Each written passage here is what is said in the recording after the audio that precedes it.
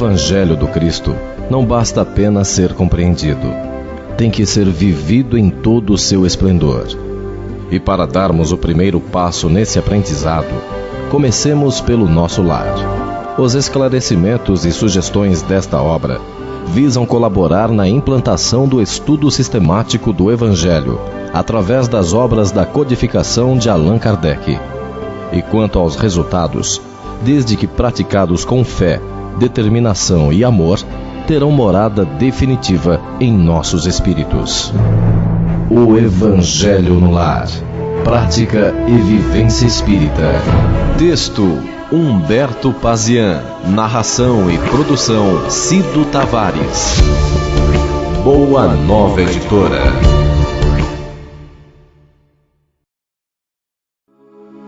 Prefácio. Recebei-nos em vossos corações. Paulo, 2 Coríntios, capítulo 7, versículo 2.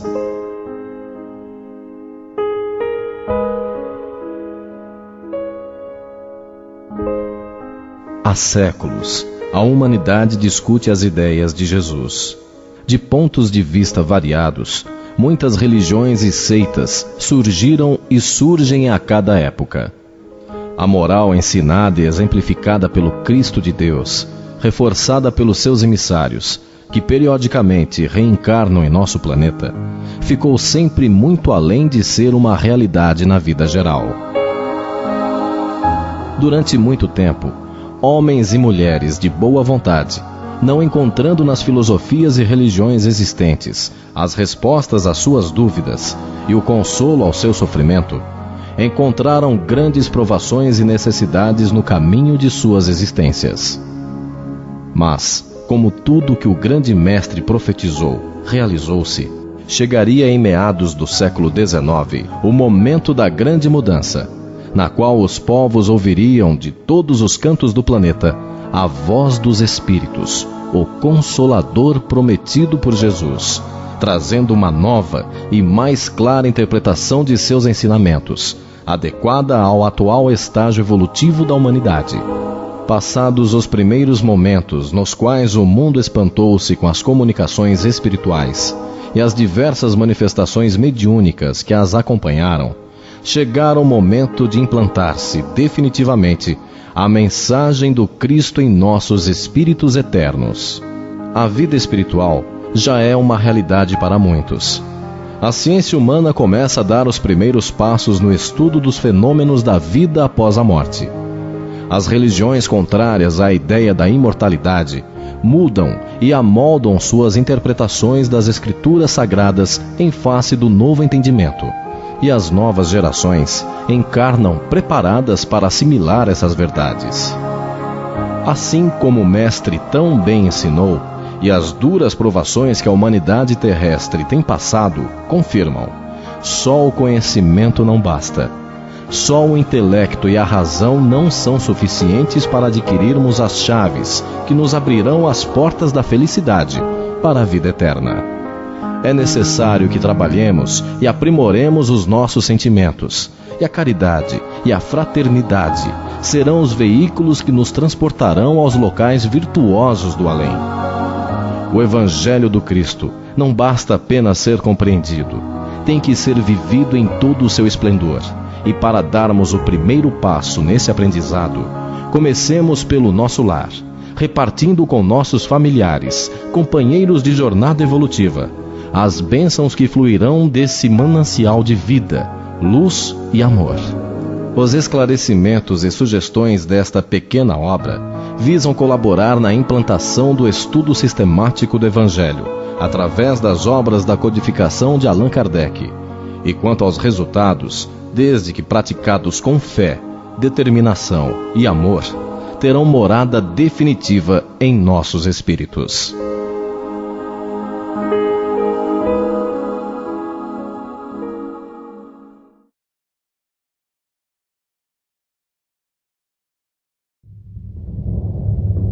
O princípio. E saiu da nuvem uma voz que dizia: Este é o meu amado Filho, a ele ouvi. Lucas, capítulo 9, versículo 35.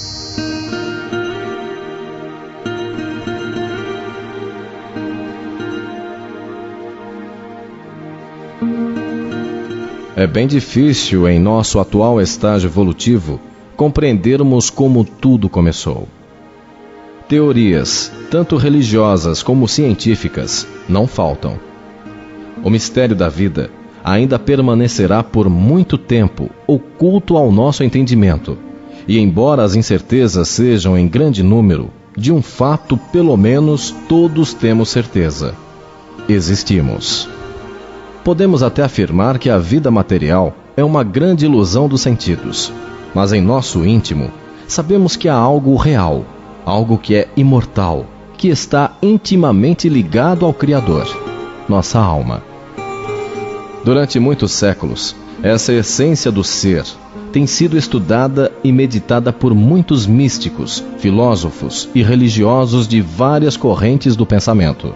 Muitas dúvidas, muitos porquês e aquelas antigas perguntas: de onde viemos, quem somos e para onde vamos?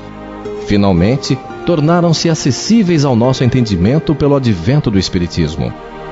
Para chegarmos, entretanto, a esse estágio, muito tempo decorreu, pois desde o início da humanidade, o Criador tem nos enviado inúmeros mensageiros, portadores de verdades sempre relativas às necessidades e ao conhecimento da época. Mas foi com Jesus, o Cristo, que os segredos da vida eterna nos foram realmente desvendados. Toda a sua vida em nosso meio foi dedicada a ensinar e exemplificar o amor universal em seu inteiro esplendor. Em sua divina humildade, cada pequeno gesto transmitiu-nos uma infinidade de lições. Cada palavra, uma chuva de bênçãos.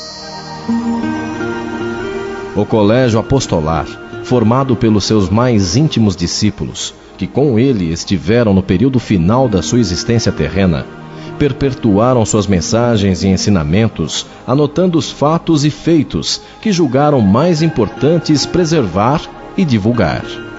Após o drama da crucificação de Jesus e do glorioso ressurgimento perante seus discípulos diletos, dando a comprovação irrefutável da vida após a morte física e de tudo mais que havia ensinado, alguns desses discípulos fizeram anotações em pergaminhos da época, procurando reproduzir, para os séculos futuros, os ensinamentos do Mestre querido.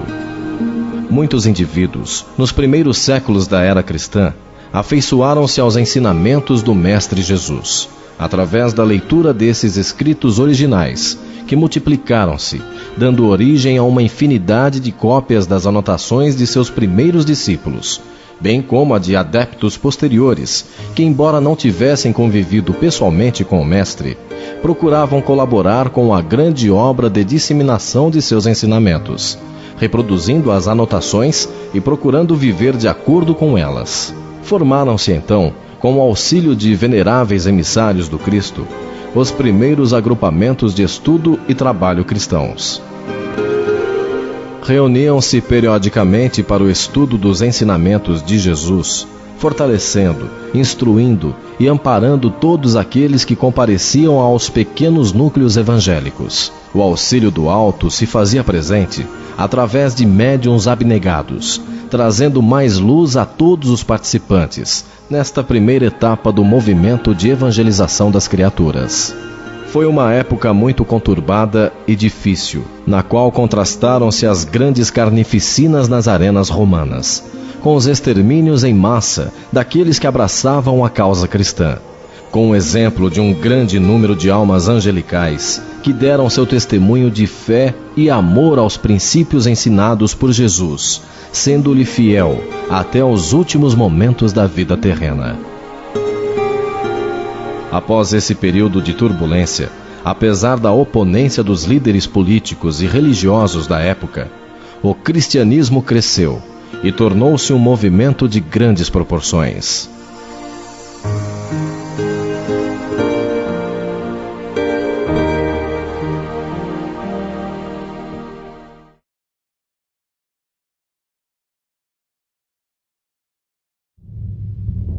O desvio.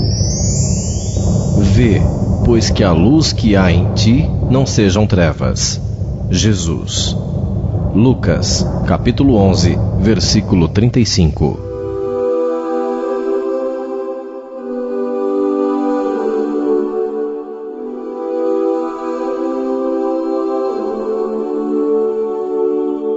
O grande Império Romano, que até então tinha sido o maior agressor do movimento, percebeu a extensão e importância do mesmo, pois entre os seus mais elevados e cultos cidadãos já havia simpatizantes da doutrina e muitos deles tornaram-se militantes da mesma. Decidiu então aceitar a mensagem cristã e torná-la uma religião organizada, que pudessem ter sob controle. Começava aí a deturpação dos ensinamentos do Cristo, de acordo com as conveniências do Estado e da Igreja formalizada. De todos os manuscritos originais que relatavam as inúmeras passagens e ensinamentos do Mestre, selecionaram somente 4: o de João, Mateus, Marcos e Lucas, considerando-os autênticos e sendo adotados até hoje, conhecidos como o Novo Testamento ou o Evangelho. Todas as demais anotações foram desprezadas. Outras reuniões ou concílios foram realizados através dos tempos, trazendo modificações que cada vez mais se distanciavam dos ensinamentos originais de Jesus. Seus sacerdotes ou discípulos abandonavam a antiga simplicidade dos pioneiros cristãos, ostentando-se com ouro e prata, e muito longe se encontravam da verdadeira humildade. As manifestações e o intercâmbio com o mundo espiritual foram vetados, cabendo somente ao seu representante máximo aqui na Terra ser considerado o único capaz de receber do alto as elucidações de que todos necessitavam. Perdendo a simplicidade e o sentimento que marcaram o início do cristianismo e ligando-se cada vez mais às ilusões do poder e glória humanos, o movimento distanciou-se dos desígnios divinos, transformando o Evangelho em algo confuso e inacessível ao homem comum. Seguiu-se um período negro em nossa história, no qual perseguições, calúnias, mortes e toda sorte de perversidade foram cometidas utilizando-se o sagrado nome de Jesus. E mais uma vez, a humanidade sentia-se órfã de Deus.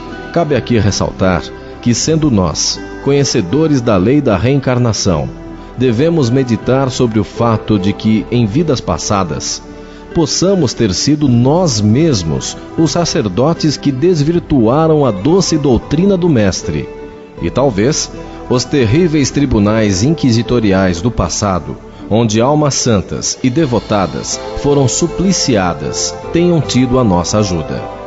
Nossa tarefa, então, não deve ser a de julgar, apenas a de analisar os fatos, para que nunca mais nos desviemos do caminho reto que o Mestre Jesus nos mostrou.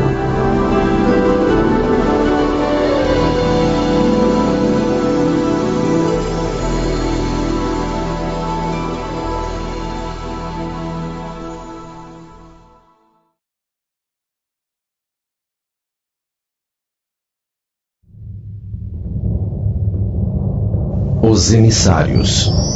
Nunca te deixarei, nem te desampararei. Paulo. Hebreus, capítulo 13, versículo 5.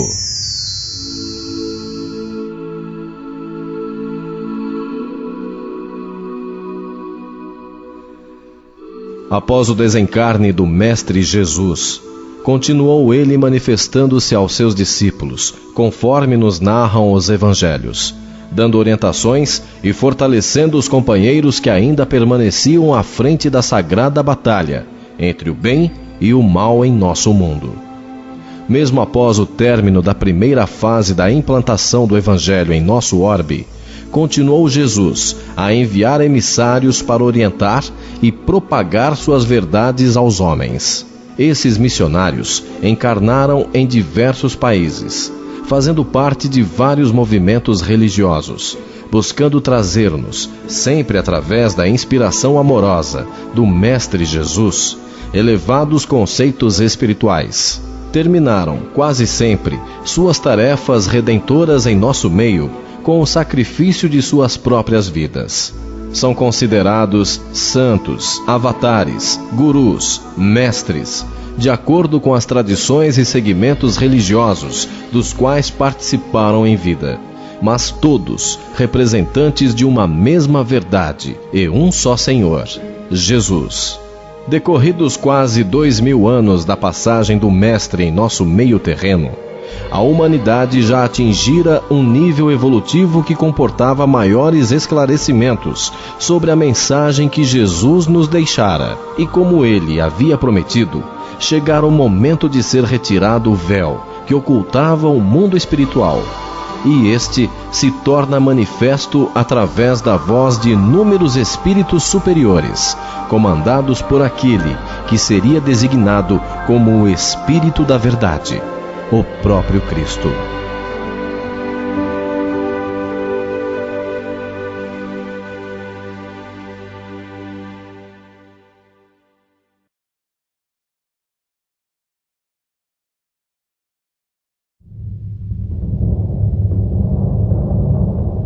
O surgimento do Espiritismo. Assim como o Pai me enviou, também eu vos envio a vós. Jesus. João, capítulo 20, versículo 21.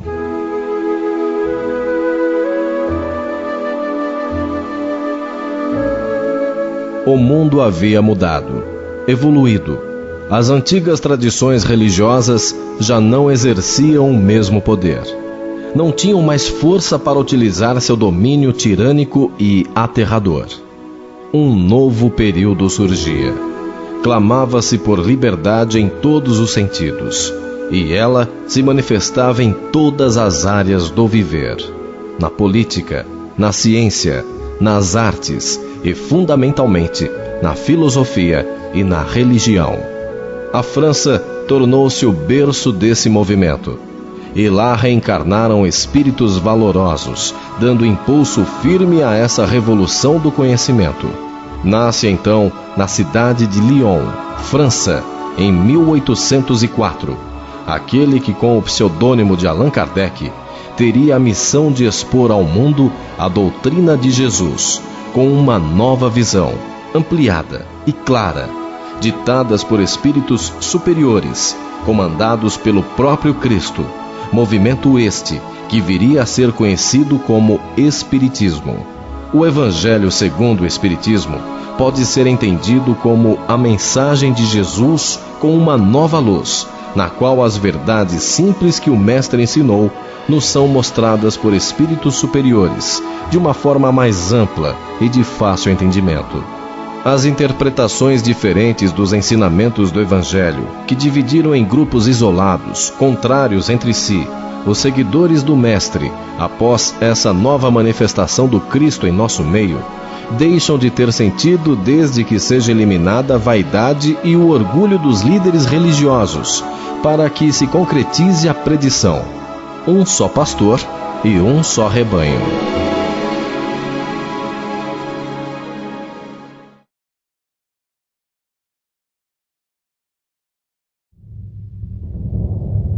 A evolução do movimento espírita.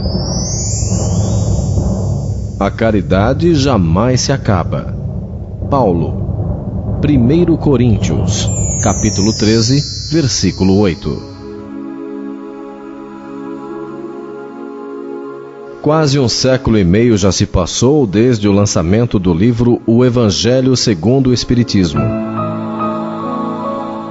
Desencadeou-se após o trabalho de Kardec uma série de outros compêndios, nos quais diversos espíritos mensageiros do Cristo, com a colaboração de um outro número de médiuns devotados, deram ao mundo valiosas e importantes lições e esclarecimentos sobre o mundo espiritual e a vida eterna, aumentando ainda mais a luz sobre os ensinamentos do Cristo de Deus.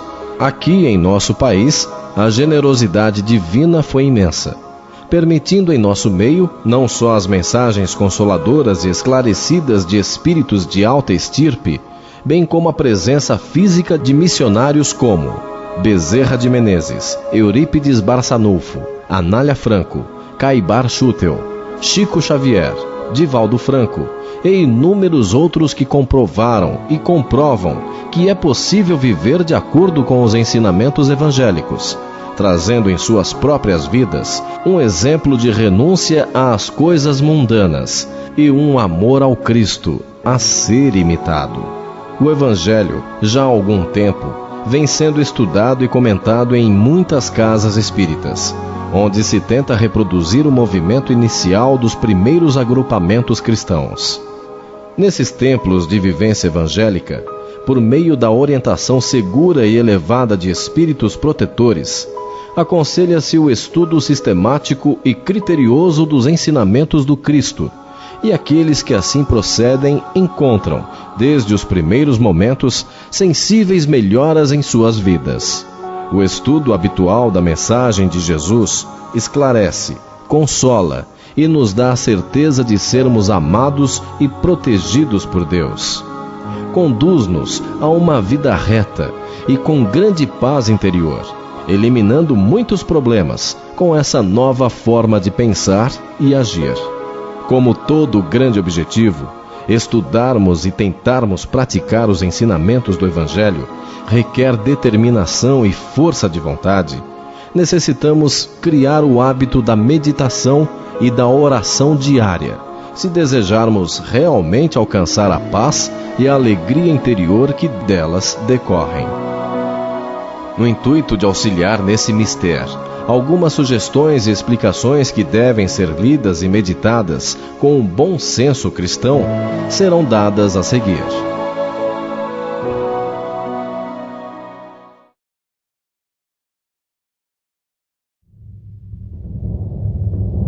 Os hábitos.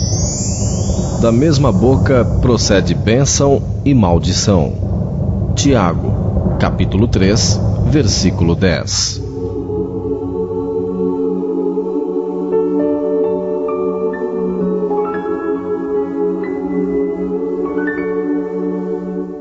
Tudo o que fazemos constantemente e de uma mesma forma tende a tornar-se um hábito.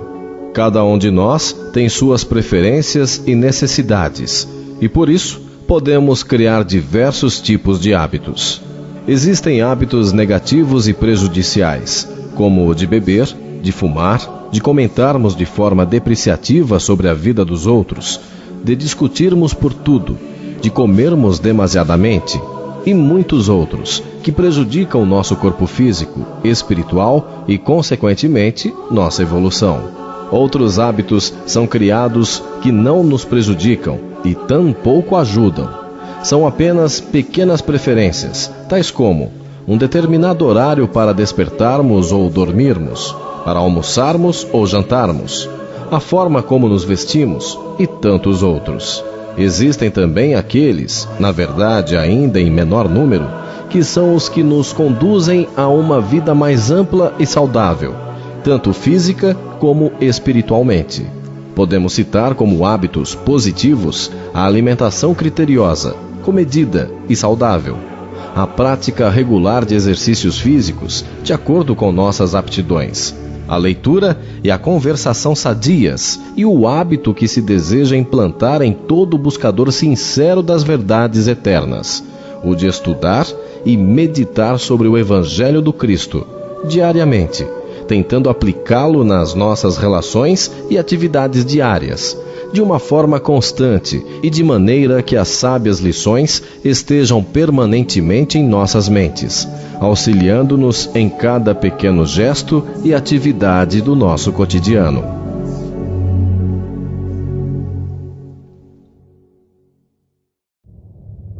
Criando o hábito. Se alguém quer vir após mim, negue a si mesmo, tome cada dia a sua cruz e siga-me. Jesus. Lucas, capítulo 9, versículo 23.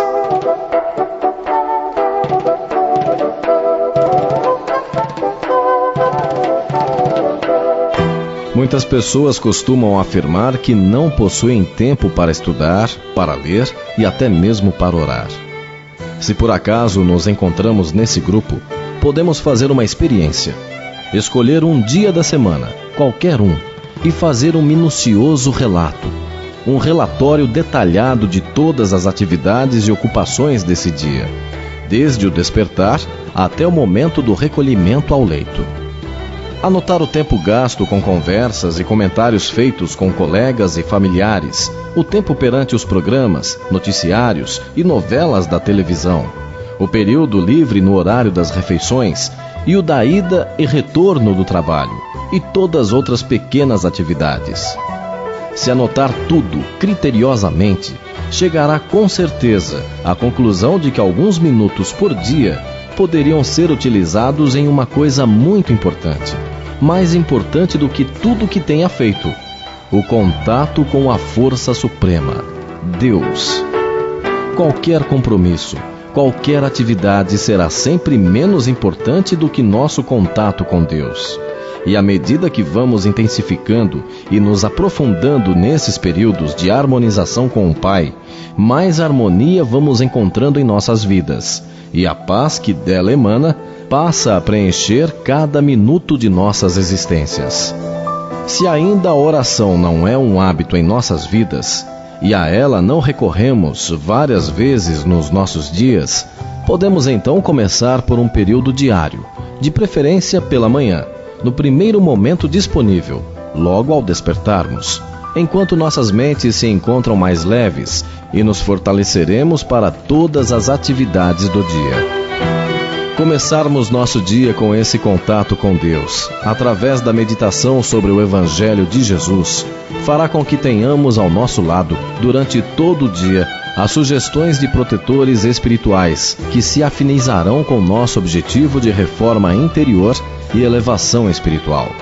Usando, no início, um pouco de força de vontade, logo estaremos criando um hábito, e como já podemos concluir, muito salutar.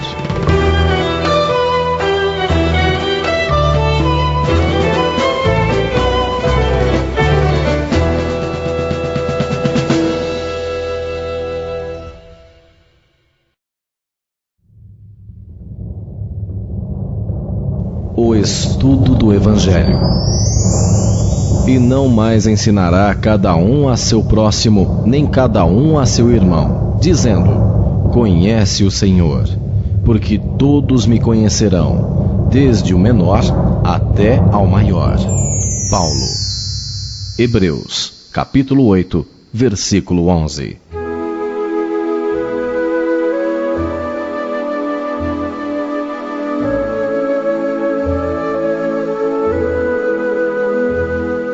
O período utilizado no estudo do Evangelho dependerá da vontade e disponibilidade de cada um. O mais importante, porém, é que o façamos com fé, amor e com a certeza de que esses períodos nos trarão conhecimento, força e tranquilidade perante os problemas e dificuldades de nossas vidas. Para essa atividade, o primeiro livro que deve ser adotado é, sem dúvida, o Evangelho segundo o Espiritismo, de Allan Kardec, começando pelas primeiras páginas, lendo e meditando sobre o seu conteúdo e tentando colocar em prática seus ensinamentos. Muitos que já conhecem esta obra costumam abrir suas páginas a esmo, sempre encontrando assuntos para reflexões e sugestões, de modo a solucionar os problemas que estão vivendo. Mas nesta atividade diária, o objetivo é outro. Por isso, recomenda-se o estudo da obra por completo. E caso já o tenhamos feito, façamo-lo outra vez, e tantas quanto pudermos. Notaremos que a cada nova leitura, mais aprendizado obteremos, pois nossa compreensão da vida muda constantemente, evolui, e nossa percepção da realidade divina também.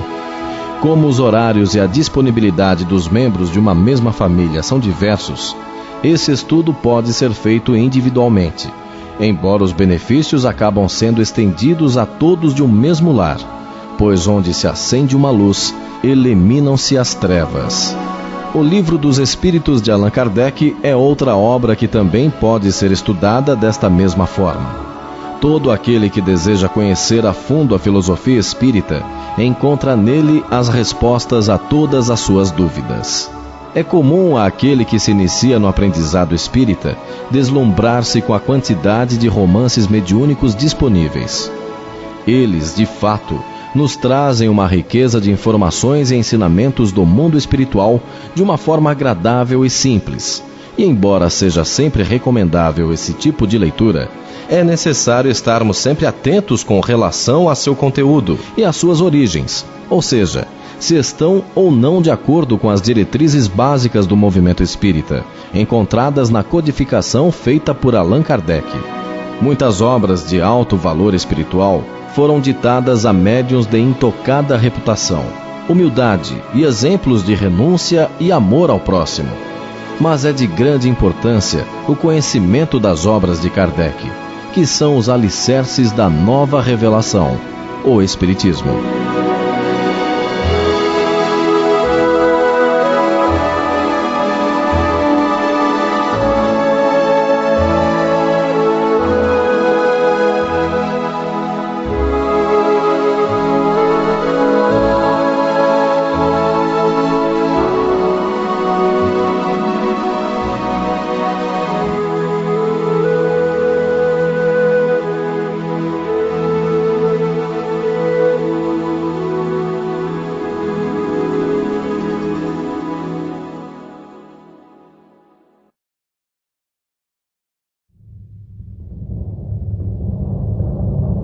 Expandindo a luz.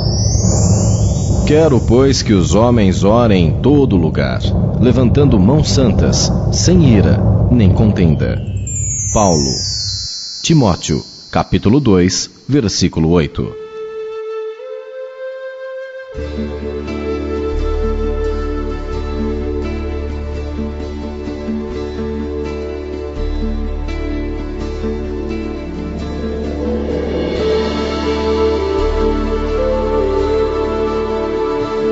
Se apenas um membro de um lar realizar o estudo diário e sistemático do Evangelho e a tentativa de seguir suas recomendações, muito ajudará no bem de todos. Mas seria muito importante e mais benéfico que todos se reunissem, pelo menos uma vez na semana, para o estudo e a oração conjunta, pois, usando uma antiga e sábia expressão, um graveto é muito fácil de ser quebrado, mas vários deles unidos se torna muito mais difícil. Essa prática, conhecida no meio espírita como o Evangelho no Lar, é muito difundida e realizada por muitos de seus simpatizantes e membros. Muitos, mas não todos. E é esse o grande objetivo, que um número cada vez maior de pessoas o realizem. Em uma sequência lógica, fazendo nossa reforma íntima, estaremos auxiliando a melhora do nosso lar, fazendo-o refletir a paz e o amor do Cristo. Estaremos dando exemplo para que outras pessoas, em seus lares, também o realizem.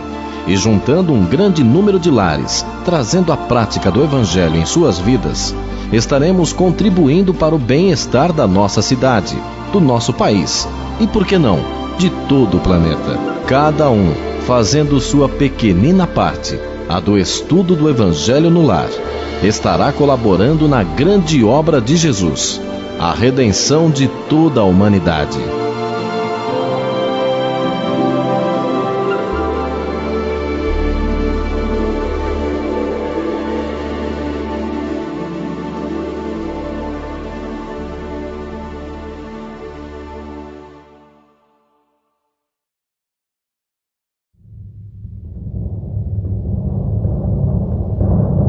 Reunião semanal.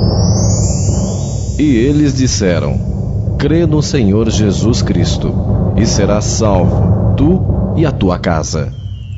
Atos, capítulo 16, versículo 31.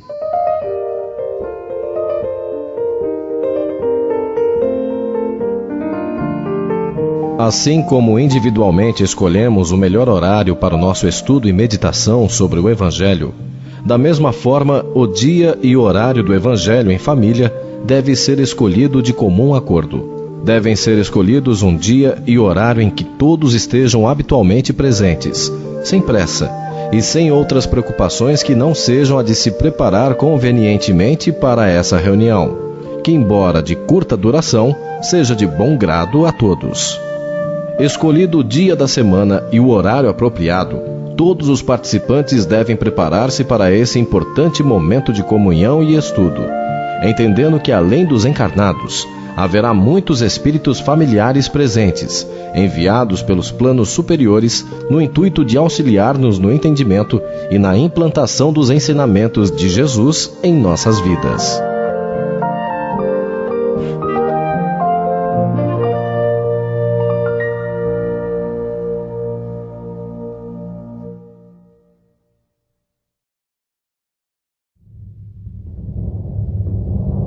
Influência espiritual. Não atentando nós nas coisas que se veem, mas nas que se não veem, porque as que se veem são temporais, e as que se não veem são eternas. Paulo, 2 Coríntios, capítulo 4, versículo 18.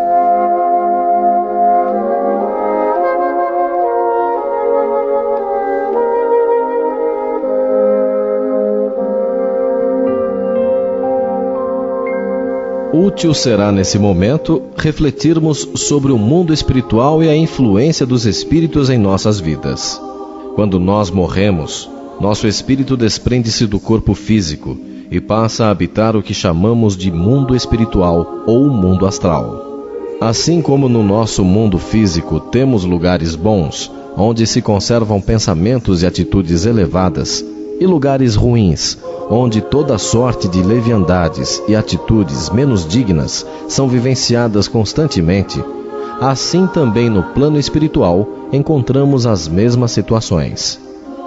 Quando partimos do mundo físico para o espiritual, nosso espírito continua com os mesmos gostos e as mesmas preferências que tinha quando encarnado.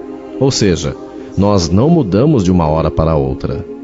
Pessoas que devotaram suas vidas à procura do bem e da verdade e que buscaram vivenciar o eu de uma forma sincera e justa, logo após o desencarne, são levados a grupos de espíritos afins, onde sentem-se felizes e, através da continuidade dos estudos e aprendizado, podem, e quase sempre o fazem, vir até seus antigos familiares e amigos, procurando auxiliá-los naquilo que lhes for possível e permitido pelos espíritos superiores.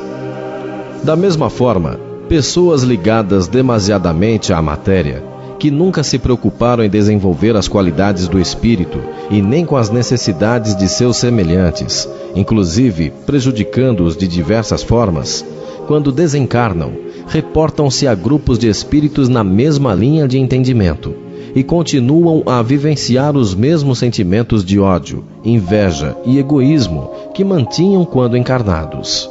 As duas classes de espíritos, os bons e aqueles que ainda se encontram na ignorância das leis divinas, vivem no mundo espiritual, sendo que os bons vivem nas esferas mais iluminadas, sublimes e felizes, e os demais em esferas inferiores, mais grosseiras e pesadas, bem próximas à crosta terrestre. Assim como na esfera física onde vivemos, fazemos nossas amizades e relacionamentos com pessoas de acordo com o que pensamos, falamos e agimos.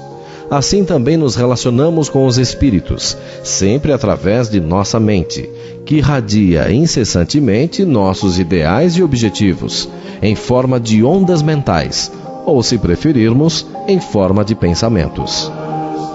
Bons pensamentos e boa conduta nos ligam a entidades espirituais evoluídas, que tudo fazem para incentivar-nos no caminho do bem. Maus pensamentos e uma vida conduzida pelo apego à matéria e ao egoísmo nos fazem igualmente recebermos companheiros espirituais afins, que, incentivando-nos nessa forma de pensar e agir, acabam agravando os problemas e as situações.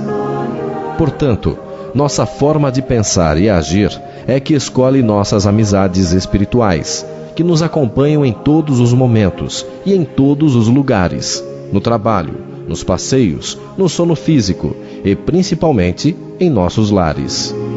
Dessa forma, podemos notar a importância da implantação em nossos lares e com a participação de todos os membros da família, do estudo sistemático do Evangelho, pois, além da presença de entidades espirituais evoluídas nos auxiliando, estará sendo criada uma proteção vibratória ao redor do nosso lar, evitando que entidades de baixo nível evolutivo adentrem e perturbem a harmonia e a paz do sagrado recinto doméstico.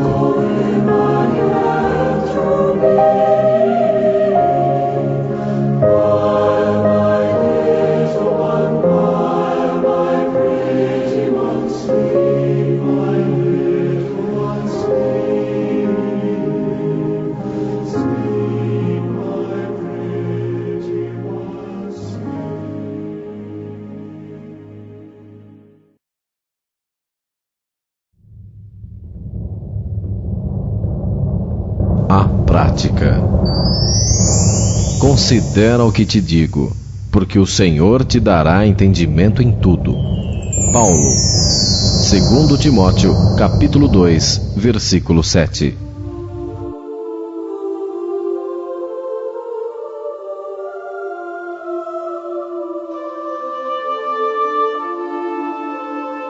Cientes da presença benéfica de espíritos superiores no momento de nossa reunião para o estudo do Evangelho, é importante que a iniciemos com uma prece de agradecimento a Deus por enviar-nos os emissários do Cristo. Após a prece inicial, deve-se abrir o Evangelho e ler em voz alta o trecho escolhido. Neste caso, o Evangelho pode ser aberto a esmo, pois no estudo individual, como já foi observado, ele estará sendo estudado sequencialmente desde o início. O trecho a ser lido não precisa ser muito longo, para não tornar-se cansativo e desconcentrar o grupo com relação ao seu conteúdo, e nem tão pequeno, que não expresse a totalidade da mensagem. Após a leitura, um ou mais participantes devem manifestar seu entendimento do que foi lido e a relação da mensagem com sua vida e a da família. Problemas familiares que digam respeito ao tema lido podem e devem ser discutidos em um clima de harmonia e paz, lembrando que todos estão sendo assistidos por entidades espirituais evoluídas e amigas, interessadas no bem de todos. Feitos os comentários, todos devem orar com bastante fé ao Criador, pedindo por todos os familiares ausentes, encarnados e desencarnados, pelos locais onde todos trabalham e estudam, pelos amigos e companheiros de jornada evolutiva, e por todos os irmãos encarnados e desencarnados que estão, da mesma forma que nós, necessitados da orientação e ajuda divina, e, finalmente, para que o culto do Evangelho no lar, em um futuro próximo, possa ser inserido em todos os lares no mundo inteiro. Vale recordar que Jesus ensinou-nos que mais vale uma pequena prece sincera, oculta aos ouvidos dos homens, do que extensas frases ou discursos, belos na sua expressão externa, mas sem nenhum sentimento verdadeiro por aquele que o expressa. O momento em que pedimos pelos outros ou vibramos deve ser de profunda sinceridade e fé. Não adianta lermos uma lista de nomes ou pedirmos ajuda para hospitais, casas de saúde, orfanatos, asilos, penitenciárias e não sentirmos nada por eles. Da mesma forma, também não tem valor pedirmos auxílio a conhecidos ou parentes que desencarnaram e em nosso íntimo nada sentimos por eles, pedindo apenas como se fosse uma obrigação. É preferível que peçamos e vibremos para poucos lugares e pessoas, mas que seja de uma forma sincera, pois aí sim, nossa prece será ouvida e terá resultados benéficos. Terminado então o momento das vibrações, encerra-se a reunião com uma prece a Jesus, e todos retornam aos seus afazeres normais com muito mais ânimo e conforto espiritual.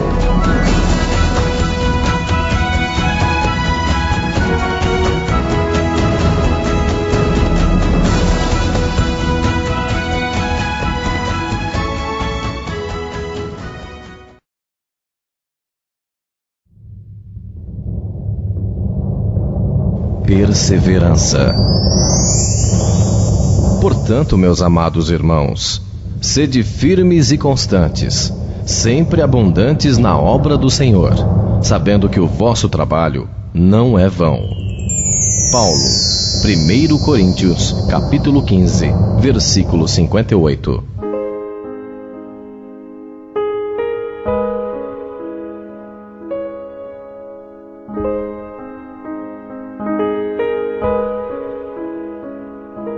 A perseverança é fundamental para criarmos esse hábito salutar em nossas vidas. Muitos contratempos podem acontecer, tentando desviar-nos desse caminho escolhido, e por isso, devemos ter sempre muita fé em Jesus e a Ele pedir, todos os dias, o amparo e a proteção necessária para a nossa caminhada na terra. No decorrer dessa prática, algumas dúvidas podem surgir, e geralmente ocorrem não só aos iniciantes, mas até com estudantes mais antigos da doutrina espírita, com relação a alguns procedimentos. Com o intuito despretensioso de colaborar na decisão de cada um, e não de criarmos normas e procedimentos, relacionamos e procuramos elucidar alguns desses assuntos.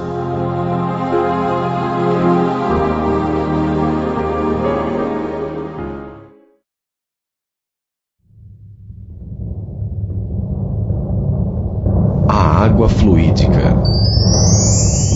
Toda boa dádiva e todo dom perfeito vem do alto. Tiago, capítulo 1, versículo 17.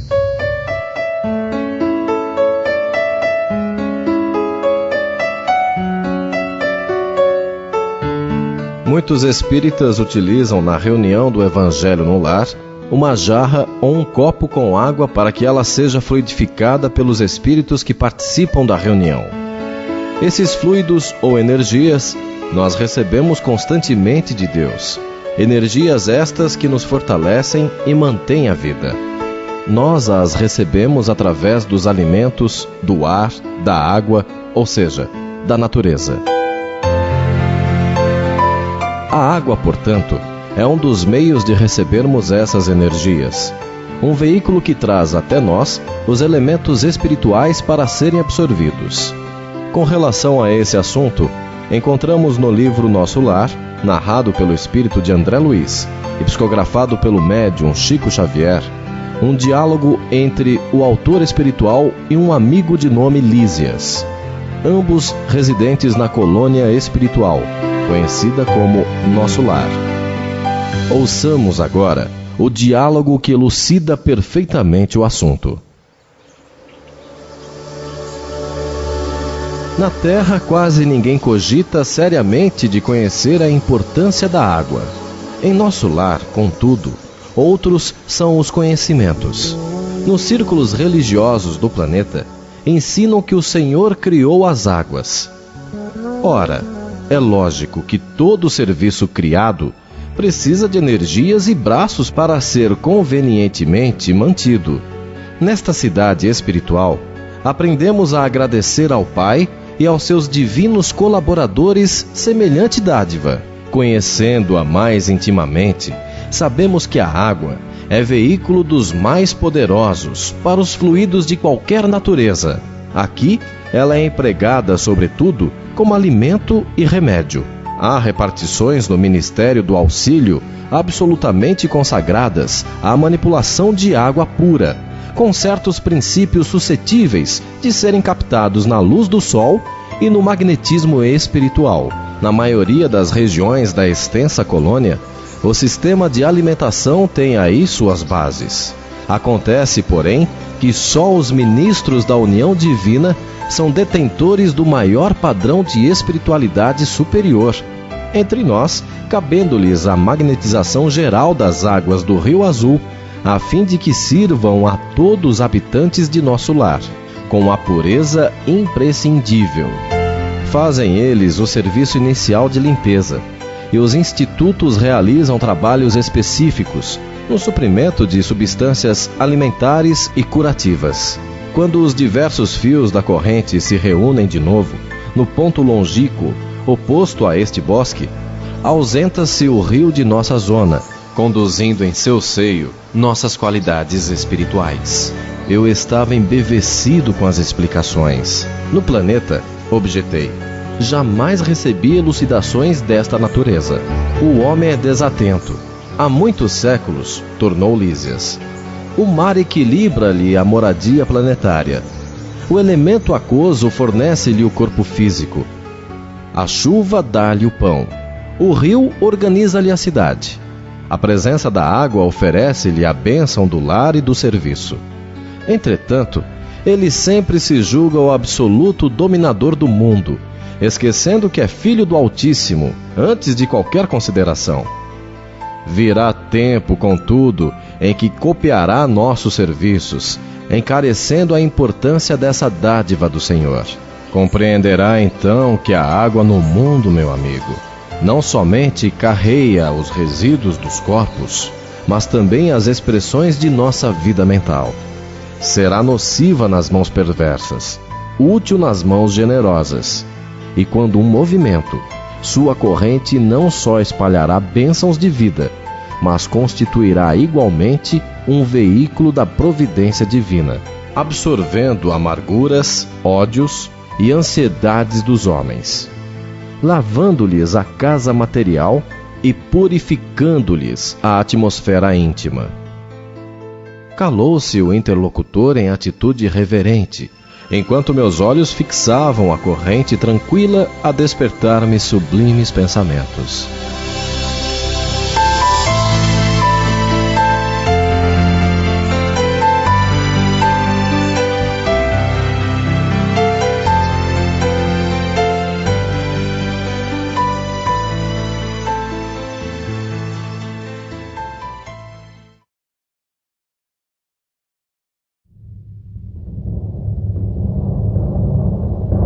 A ajuda de parentes desencarnados.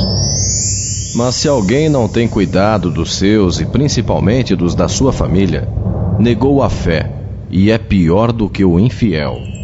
Paulo, 1 Timóteo, capítulo 5, versículo 8.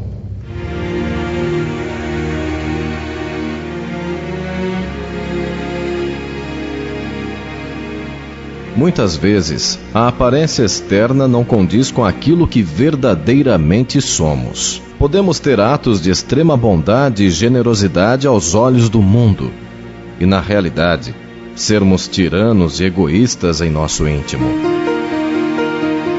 Da mesma forma, pessoas que para o mundo possam passar despercebidas, podem trazer em seu interior um tesouro de paz e conhecimento espiritual. Como as aparências nem sempre nos mostram a realidade das coisas, e o desencarne não transforma as pessoas de uma hora para outra em melhores ou piores, apenas retira o véu da ilusão material, seria então uma atitude consciente de nossa parte não invocar ajuda ou intercessões desses companheiros ou familiares desencarnados, pois não sabemos como se encontram e não seria justo enviar-lhes mentalmente solicitações sem termos conhecimento se poderiam ajudar-nos ou não. Devemos sempre fazer nossas preces e solicitações a Jesus, que Ele enviará seus mensageiros, e se nossos familiares e amigos desencarnados estiverem nesse estágio, com certeza virão até nós.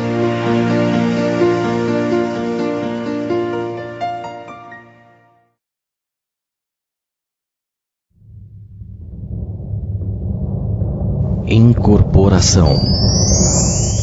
Amados, não creiais a todo espírito, mas provai se os espíritos são de Deus. 1 João, capítulo 4, versículo 1.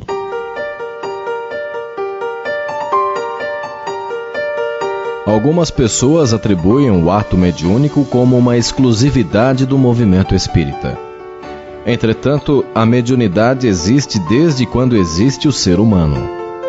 O intercâmbio entre o plano espiritual e o físico remontam às primeiras civilizações.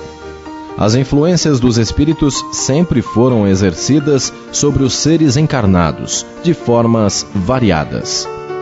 O grande mérito do movimento espírita é, pois, aceitá-la, divulgá-la e, através da sua manifestação, estudá-la. E com isso, conhecer as verdades eternas provenientes desse intercâmbio. Após a disseminação do movimento, muitos médiuns surgiram e surgem a todo instante.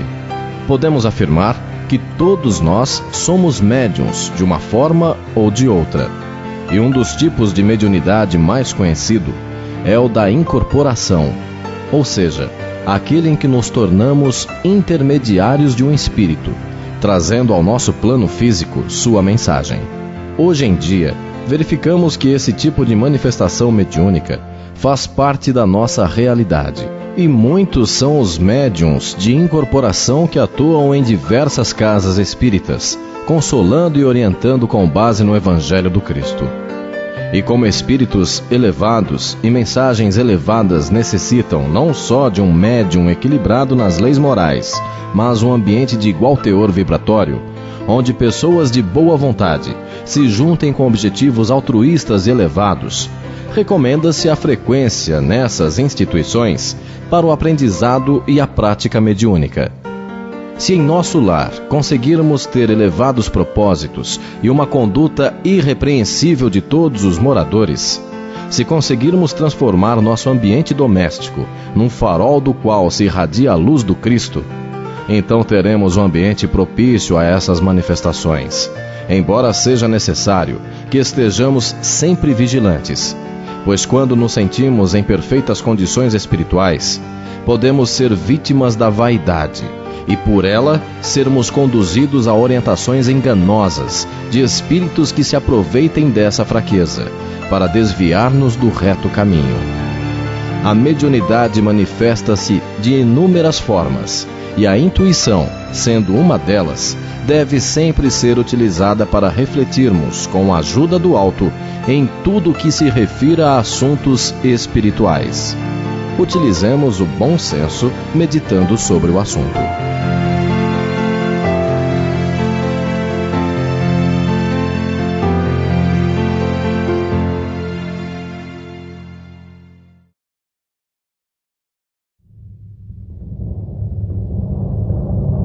Compromisso. A palavra do Cristo habite em vós, ricamente. Paulo, Colossenses, capítulo 3, versículo 16.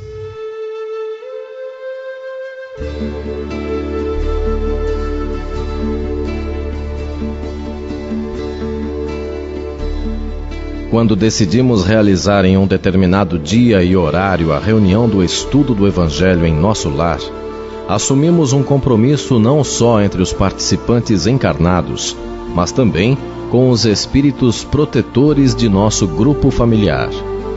As atividades espirituais são inúmeras e incessantes. Os mentores ou instrutores do astral estão sempre em atividades, programando-se de forma que todo o tempo disponível seja aproveitado na boa tarefa do conhecimento e da evolução espiritual. Quando, por qualquer motivo de menor importância, deixamos de praticar a reunião, desapontamos, se for esse mesmo termo mais apropriado, os inúmeros companheiros espirituais que estavam preparados para ela. Se deixarmos constantemente de realizar a reunião, perderemos o concurso de muitos benfeitores espirituais, que aproveitarão melhor o tempo com outros que desejam realmente suas presenças e assumam o compromisso das decisões tomadas. Mesmo quando estivermos viajando e, portanto, longe de nossa casa, podemos e devemos realizar nosso estudo onde estivermos, visualizando o lar e pedindo aos irmãos espirituais que o conservem em harmonia, livre da presença de espíritos que venham a interferir na paz do ambiente doméstico. O horário deve ser respeitado e, caso haja alterações, que sejam por motivos realmente importantes e difíceis de serem contornados.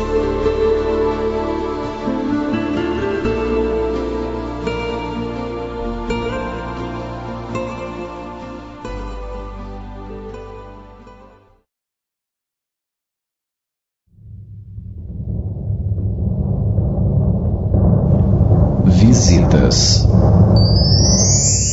Pondo de lado todo o impedimento, corramos com perseverança a carreira que nos está proposta.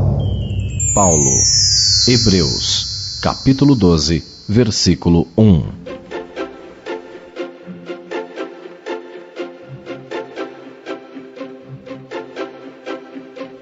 Devemos ter o cuidado de escolhermos o dia e o horário do nosso estudo, de maneira que estejamos livres de interrupções, seja de telefonemas, trabalho ou mesmo a visita de amigos e familiares.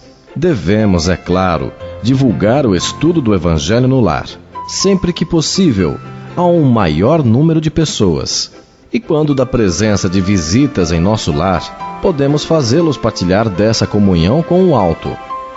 Mas o bom senso se torna imprescindível nesse momento, pois devemos observar se os visitantes partilham da mesma crença e se o ato da reunião, sem o seu prévio conhecimento, não os deixaria embaraçados e desambientados.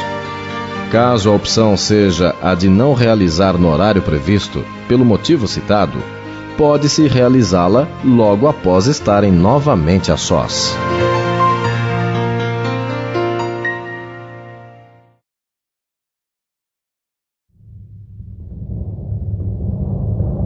O ambiente. O reino de Deus não vem com aparência exterior. Jesus. Lucas, capítulo 17, versículo 20.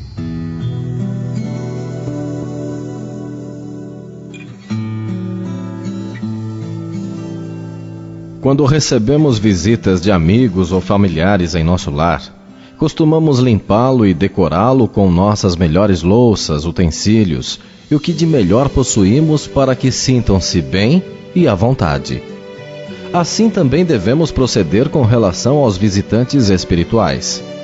É claro que as louças e o conforto material são desnecessários, mas a limpeza física, a alegria e a satisfação sincera são muito importantes.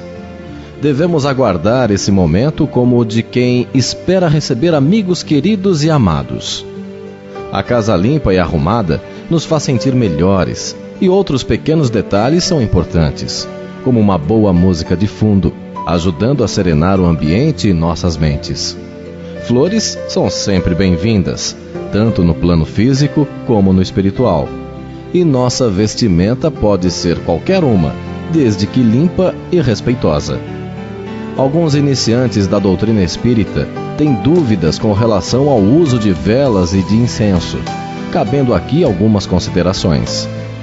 Alguns espíritos se encontram em regiões inferiores do astral, devido aos seus atos contrários às leis divinas, e aprendemos que eles necessitam de luz para alcançarem a paz e enxergarem o caminho que os levará a regiões mais felizes, findando suas aflições.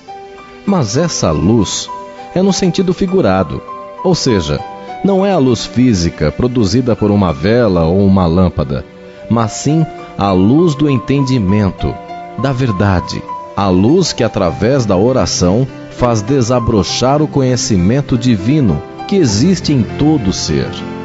Portanto, não há necessidade de utilizarmos velas com a finalidade de auxiliar entidades aflitas ou necessitadas de luz. A oração sincera a esses espíritos infelizes é o que realmente terá sentido e valor. Para os espíritos elevados espiritualmente, fica claro que também eles não necessitam dessa luz física, somente da luz que é proveniente de nossos bons pensamentos e ações. As velas teriam aqui apenas a função de iluminar ou clarear o ambiente físico, como o fariam um archote, um abajur ou uma lâmpada elétrica.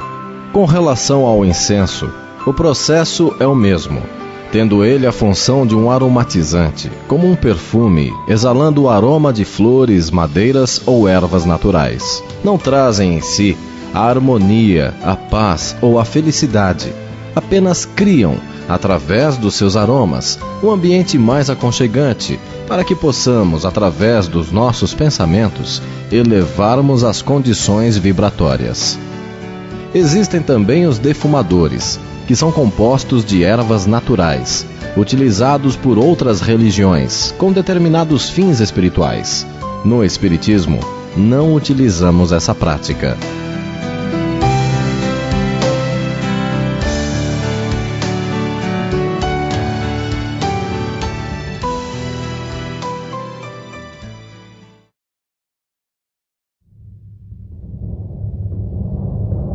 os passes.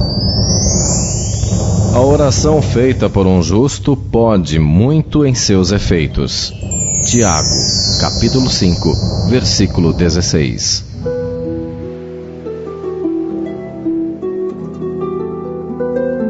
Existe na literatura espírita algumas obras que esclarecem de forma bem ampla o funcionamento e as características do passe espiritual. Para nossa análise, designaremos apenas o passe como sendo o catalisador das energias espirituais, que pelo poder da vontade, transmite ao corpo físico e espiritual os fluidos necessários para a harmonização das suas funções vitais. O passista, aquele que aplica o passe, quanto mais harmonizado estiver com os planos superiores, mais terá êxito em sua aplicação. Trata-se também de uma atividade mediúnica, ou seja, o passista é um intermediário das forças emitidas por entidades superiores, além de poder também doar energias condensadas, disponíveis no universo pelo poder de sua vontade ou fé. Mais uma vez necessitamos utilizar o bom senso, verificando se possuímos as qualidades e o conhecimento necessários, e também se nosso ambiente doméstico está revestido das vibrações positivas e benéficas que tal prática exige. Recomenda-se para um tratamento físico ou espiritual, no qual o passe seja uma alternativa, a frequência a uma casa espírita, onde todas as condições mencionadas são existentes.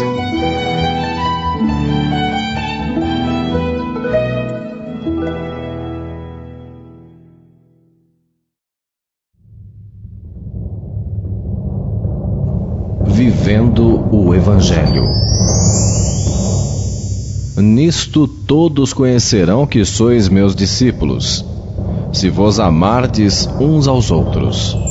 Jesus. João, capítulo 13, versículo 35.